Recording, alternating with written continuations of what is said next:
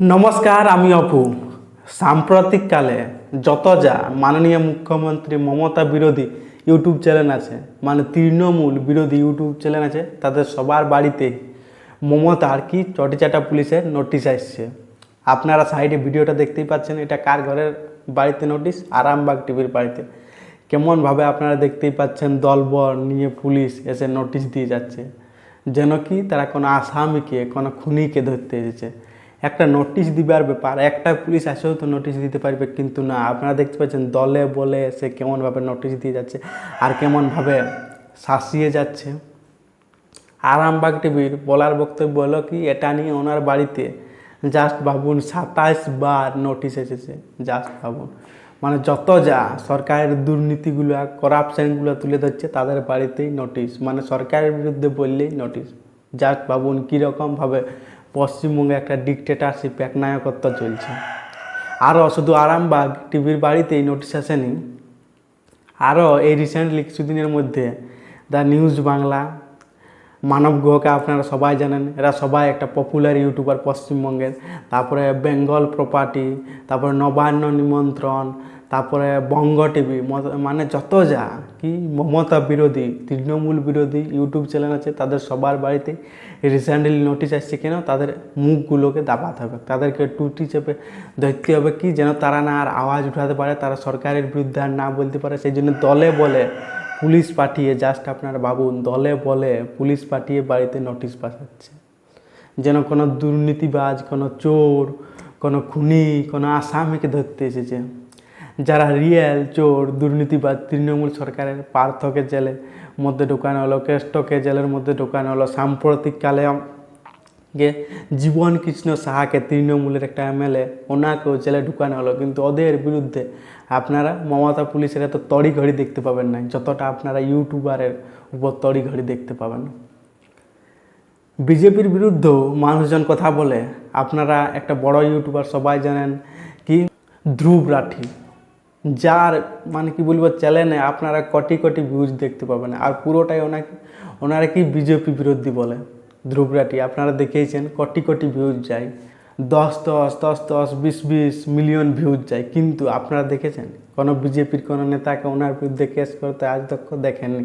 কারণ কি, ভারতবর্ষ হচ্ছে একটা লোকতান্ত্রিক দেশ, সাংবিধানিক দেশ, যেখানে সবারই বলার ফ্রিডম অফ স্পিচ আছে। কিন্তু পশ্চিমবঙ্গের এই তৃণমূল সরকারটার বিরুদ্ধে বলা মানে আপনার বাড়িতে নোটিশ চলে এলো। কে জানে, আমিও বলছি কাল দিন আমার বাড়িতেও আসতে পারে, কিন্তু ওইটার জন্য তৈরি আছে। কিন্তু পশ্চিমবঙ্গতে যেভাবে একনায়কত্ব চলছে, যারা এই দুর্নীতি বা চোর সরকারটার বিরুদ্ধে আওয়াজ উঠাচ্ছে, তাদের বাড়িতে কি নোটিশ পাঠানো হচ্ছে? এটা কি আপনারা বলুন, কোথাও না কোথাও ঠিক। আপনাদের যদি ভুল মনে হয় যে ইনি ভিডিওটা ভুল বানাচ্ছেন, আপনারা চ্যালেঞ্জ খসান, প্রতিবাদ করুন যে না, এনারা এটা ভুল বলছেন। কিন্তু না, যদি সরকারের বিরুদ্ধে বলবে কি, তাহলে বাড়িতে নোটিশ চলে এলো কেন? চলে আসবে যেমন না, এই সরকারটার বিরুদ্ধে কেউ আওয়াজ উঠাতে পারে, এই সরকারটাই যেমন সারা জীবন থাকে। কিন্তু এটা ভারতবর্ষ বটে, এটা ভারতের সংবিধান, ভারতবর্ষে একটা সরকার কোনোদিনও টেকে থাকতে পারে নাই। আপনারা কি বলতে চাইছেন যে আমরা একনায়কত্ব, দুর্নীতি করেই যাব আর পশ্চিমবঙ্গে টেকে থাকবে? এটা অসম্ভব। মানুষজন আওয়াজ উঠাবে কি, আর আপনারা যতই নোটিশ পাঠান, যতই টুপি চেপে ধরার চেষ্টা করুন, তারা আরও কঠিন হবে, আরও শক্তভাবে নিজেদের মনটাকে মজবুত করে আর লড়বে এই দুর্নীতিবাদ চোর সরকারের বিরুদ্ধে। যার এক্সাম্পল আপনারা দেখতেই পাচ্ছেন, আরামবাগ টিভির বাড়িতে বলা আছে 27 বার উনি বললেন আমার বাড়িতে নোটিশ এসেছে। কিন্তু তাই বলে কি আমি চুপ হয়ে যাব বলছি, আমি দমে যাব না, আরও কঠিন হবো, আরও এই দুর্নীতিবাদ চোর সরকারটার বিরুদ্ধে আওয়াজ উঠাবো। এটা কিন্তু কোথাও না কোথাও ঠিক। এই সরকারটা যেভাবে পশ্চিমবঙ্গে একনায়কত্ব চালাচ্ছে, আর যারা এইসব দিকে হাসছে যে ওনার বাড়িতে পুলিশ এলো, ওনাকে পুলিশ তুলে নিয়ে যাচ্ছে, কাল দিনে আপনার বাড়িতেও আসবে। যেমন এখন 26,000 চাকরি প্রার্থী রাস্তায় বসে কাঁদছে, কি 26,000 চাকরি প্রার্থী কি তৃণমূলকে ভোট দিতে নাই? দিত, কিন্তু যখন চাকরিটা হারাইলে তখন তারা কী করছে? রাস্তায় বসে কাঁদছে। এইটা ভাবে রাখবেন যে আজ দিন ওনার বাড়িতে আগুন লাগছে, কাল দিন কিন্তু আপনার বাড়িতেও আগুন লাগবে, সেই দিন কিন্তু আপনাকেও কাঁদতে হবে। এটা কিন্তু বুঝতে হবে, পশ্চিমবঙ্গের প্রত্যেকটা মানুষকে বুঝতে হবে। আর কোথাও না কোথাও এই একনায়কত্ব সরকার যেভাবে উনি ইউটিউবারদের, যাকে কি বলা হয়, মিডিয়াকে ভারতের চতুর্থ স্তম্ভ বলা হয়, তাদের বিরুদ্ধে যেভাবে এই তৃণমূল চোর সরকারটা অ্যাটাক করছে, কোথাও না কোথাও আপনারাই বলুন ঠিক।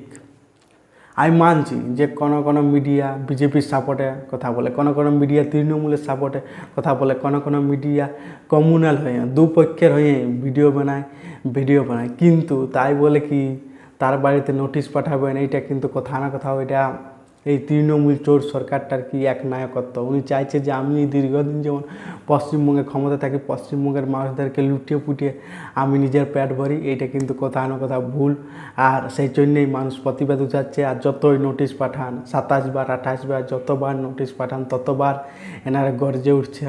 কারণ কি এখনও কোর্ট বলে জিনিস আছে, হাইকোর্ট বলে জিনিস আছে, সুপ্রিম কোর্ট বলে জিনিস আছে, যেখানে কোথাও না কোথাও এই চোর তৃণমূল সরকারটা মিথ্যা বলে প্রমাণিত হচ্ছে। বারবার মিথ্যা মামলা দিয়ে এদেরকে ফাঁসানো হচ্ছে, এদের ঘরে পুলিশ পাঠানো হচ্ছে, এদেরকে দুর্বল করা হচ্ছে, এদের মনোবলকে ভেঙে দেওয়া হচ্ছে। কোথাও না কোথাও বারবার এটা প্রমাণিত হচ্ছে, কিন্তু তাও এটা এত অপদার্থ সরকার বারবার নোটিশ পাঠাচ্ছে।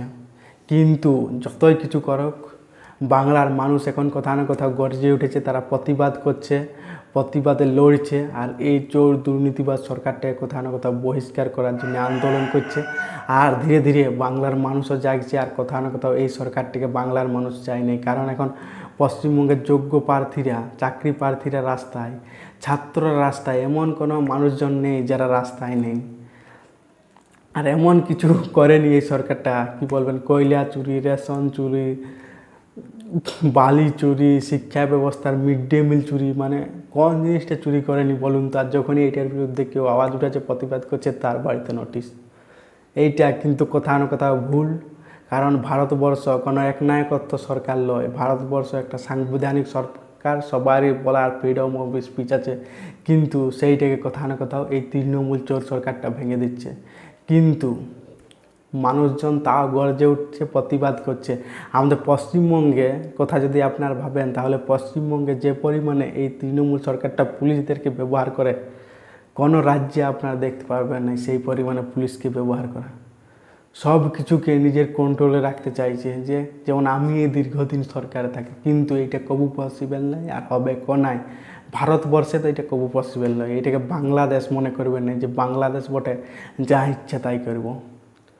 বাকি ভিডিওটা এখানে এন্ড করছি। ভালো থাকলে লাইক করবেন, কমেন্ট করবেন, সাবস্ক্রাইবার করবেন। আর আপনারা বলবেন এইভাবে যে ইউটিউবারদেরকে টার্গেট করছে, এটা কি কোথাও না কোথাও ঠিক নাকি ভুল, আপনারা বলবেন। এখানে এন্ড করছি। জয় হিন্দ, জয় ভারত।